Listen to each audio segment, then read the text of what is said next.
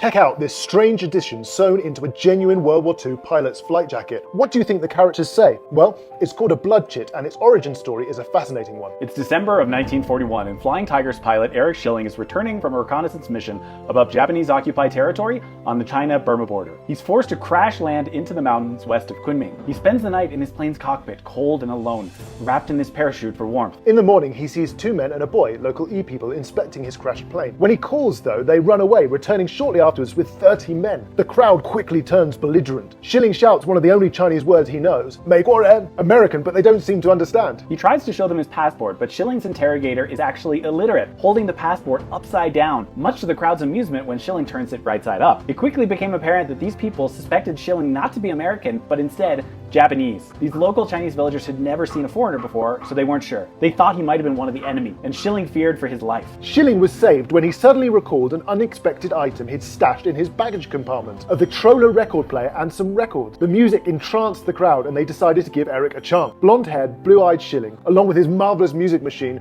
was paraded from village to village until the villagers found a remote radio operator who had a Chinese-English dictionary. Word by word, Eric and the radio operator communicated, and eventually Shilling was returned to safety. Keeping a record player on board at all times is obviously impractical. So afterwards, each airman of the group was issued one of these, a blood chit. A nationalist flag identified the pilot as a friend, even to those who couldn't read. And the characters say, 来华助战洋人美国军民一体救护 航空委员会. Which means this foreigner has come to China to help in the war. Soldiers and civilians, one and all, rescue and protect him. Thereafter, huge numbers of downed pilots were helped by having the blood chit sewn into their jackets or on their person, thanks to the bravery of those Chinese people who came and helped them. We're going to share more of those stories on this channel, but if you can't wait, we recommend buying this fantastic book, Fallen Tigers by Daniel Jackson, all about those missing airmen in China. And we also want to say thank you to Mr. Gao, who supplied this jacket for today's video and has one of the world's largest collections of blood chits that you'll find anywhere.